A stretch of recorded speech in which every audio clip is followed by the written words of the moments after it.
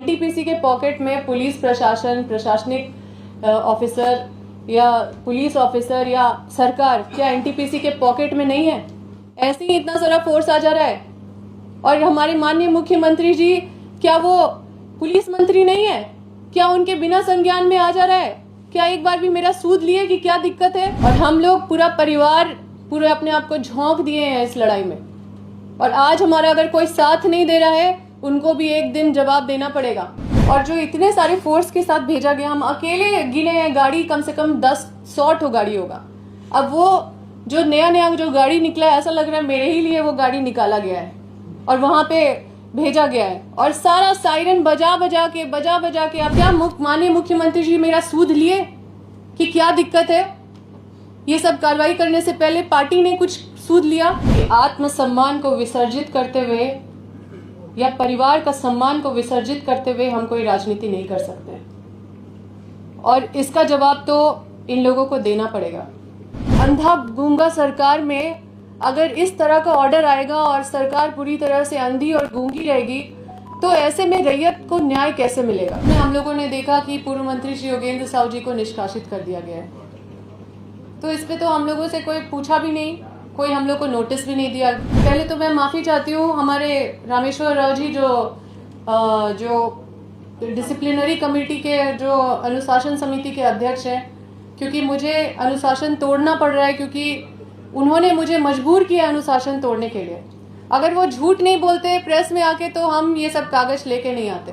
और हम लोग मतलब कोई मसला पार्टी में हम लोग नहीं लेके गए या पार्टी में उनको जानकारी नहीं था और लगातार इतना प्रताड़ना हम लोग तब से क्षेत्र में झेल रहे हैं। अभी तक इस साल के बारे में बता रहे हैं कि 7 केस मेरे पिताजी के ऊपर हुआ है और कई रैयतों के ऊपर हुआ है।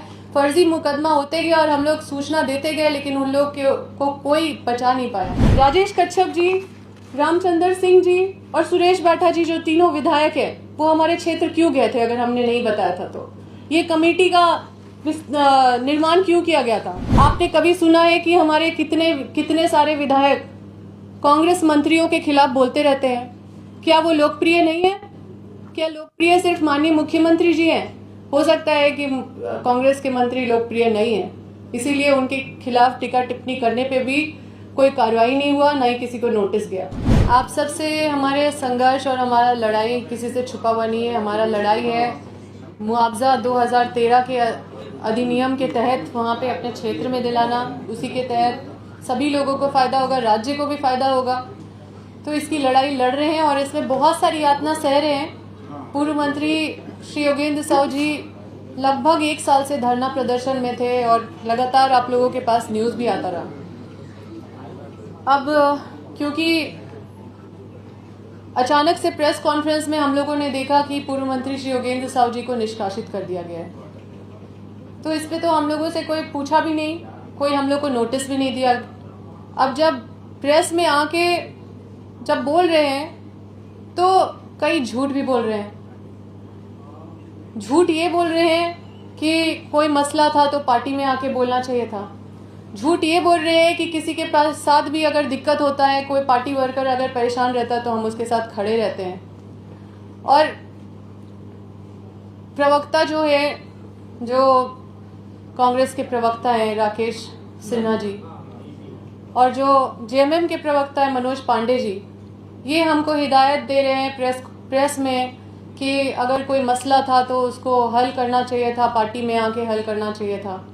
तो हम मनोज पांडे जी जो जेएमएम के प्रवक्ता है उनसे ये पूछना चाहते हैं कि कोई भी समस्या का अगर किसी मसला को अगर हल करने का अगर कोई एसओपी है गठबंधन की सरकार में तो वो उसको मतलब जारी कर दीजिए, क्योंकि दूसरा क्या मसला होता है हमको पता नहीं। क्योंकि हम हर फोरम पे और हम हमेशा अपना जो समस्या है क्षेत्र का वो हमेशा बताते रहे हैं।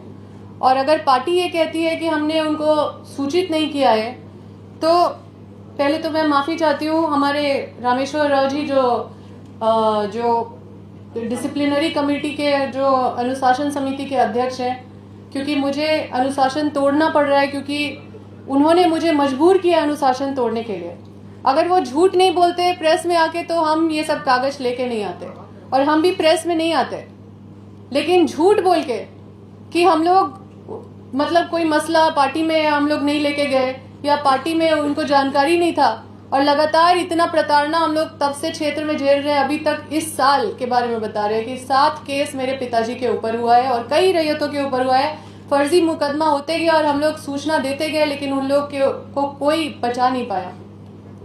तो मेरे पिताजी जब धरना दिए थे या फिर जो आंदोलन छिड़ा था, तो हम लोग को धमकी भी मिला था, जो आप लोगों को प्रेस कॉन्फ्रेंस के माध्यम से बताए थे कि कोई बीजेपी के एमपी सीएम रमेश जिसका नाम है, वो धमकी दिए थे कि तुम्हारा राजनीतिक पॉलिटिकल करियर बर्बाद कर देंगे, तुम्हारे पिताजी को अरेस्ट करवा देंगे, जेल भेज देंगे और भी तरह तरह का चीज। लेकिन जो ऑन रिकॉर्ड है हम उसी पे बात करेंगे। तो उस पे भी पार्टी के लोग कुछ भी बोलने से बचते रहे और लगातार हमको अभाव महसूस होते रहा, और इसलिए हम केंद्र नेतृत्व के पास गए और वहां पे सारे चीजों को रखे। तो क्या इनको इस बात का दिक्कत हो रहा है कि हम सीधा डायरेक्ट केंद्र नेतृत्व के पास चले गए? अच्छा, ये बोलते हैं कि लोकप्रिय मुख्यमंत्री जी के बारे में टिप्पणी कर दिए। मतलब इनको और कुछ नहीं दिख रहा है कि हमारे साथ अन्याय हो रहा है इतना समय से, और किस तरह से मेरी माँ पूर्व विधायक निर्मला देवी जी को नंगे पांव और नाइटी में फोन छीन करके उनको थाना भेज दिया गया और पूरे उसी तरह से सामान के ऊपर बुलडोजर चला दिया गया। नाश्ता तक नहीं करने दिया गया। 11-12 बजे वो नाश्ता बना के नाश्ता करने ही जा रही थी, उसी समय ये सारा प्रकरण किया गया। 1 बजे जब तक हम पहुंचे थे तब तक पूरा घर ढा दिया गया था। उस दिन मेरे पिताजी दिल्ली में थे और ये सारा कार्रवाई, सोचिए कि इतना सारा पुलिस तैनात करके 2000 पुलिस तैनात करके वहां पे दे दिया गया। क्या माननीय मुख्यमंत्री जी मेरा सूद लिए कि क्या दिक्कत है? ये सब कार्रवाई करने से पहले पार्टी ने कुछ सूद लिया? अगर हमने नहीं बताया तो ये क्या है फिर, जिसमें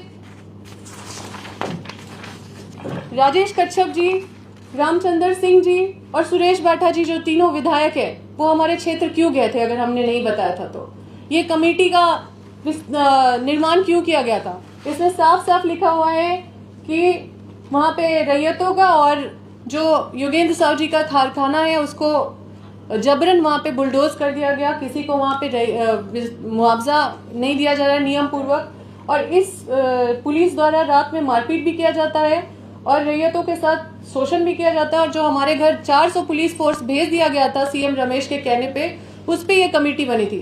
अब उस पे ये कमेटी बनी तो रिपोर्ट क्या हुई? ये क्या अनुशासन समिति ने सूद लिया? क्या अनुशासन समिति एक पक्ष कार्रवाई के लिए बस है? क्योंकि जब हम माननीय मुख्यमंत्री जी के खिलाफ, अगर पूर्व मंत्री योगेंद्र साहु जी अपना मतलब जब उनको अपना दर्द पे वो बोल रहे थे, तब उनको याद आया कि हम लोग कांग्रेस के हैं, और उससे पहले भूल गए थे कि हम लोग कांग्रेस के हैं। तो ये कमेटी बनी। उसके बाद भी हम लोग लगातार लगे रहे तो एक और कमेटी बनी, और ये कमेटी जो बनी है ये 30/1/2026 को बनी है। अब ये कमेटी में 2 मंत्री भी हैं और तीनों विधायक हैं। जो मंत्री हैं वो वित्त मंत्री भी हैं, स्वास्थ्य मंत्री भी हैं, और विधायक राजेश कच्छप जी है, रामचंद्र सिंह जी है, सुरेश बाठा जी है। इसकी एक बार भी बैठक हुई है क्या? क्या इन लोगों को आपने देखा है कि इस संबंध में या इस मामले में कभी भी बड़का गांव में गए हैं? क्या आपने देखा है? क्या अनुशासन समिति इसको नहीं देखती है? क्या आपने कभी सुना है कि हमारे कितने सारे विधायक कांग्रेस मंत्रियों के खिलाफ बोलते रहते हैं? क्या वो लोकप्रिय नहीं है? क्या लोकप्रिय सिर्फ माननीय मुख्यमंत्री जी हैं? हो सकता है कि कांग्रेस के मंत्री लोकप्रिय नहीं है, इसीलिए उनके खिलाफ टीका टिप्पणी करने पे भी कोई कार्रवाई नहीं हुआ, ना ही किसी को नोटिस गया। अब कोई अमर्यादित भाषा का तो उपयोग नहीं किया था पूर्व मंत्री योगेंद्र साहु जी ने, ना ही कोई गाली दिया था। उन्होंने ये बोला था कि साजिश के तहत हम लोगों को यहाँ पे पॉलिटिकली बर्बाद करने का और पॉलिटिकली खत्म करने का साजिश किया जा रहा है। तो क्या गलत बोला था? क्योंकि इतने सारे पुलिस फोर्स, जितना थाना नहीं है हजारीबाग लोकसभा में, उससे ज्यादा वहां पे पुलिस फोर्स आपको तैनात दिखेंगे।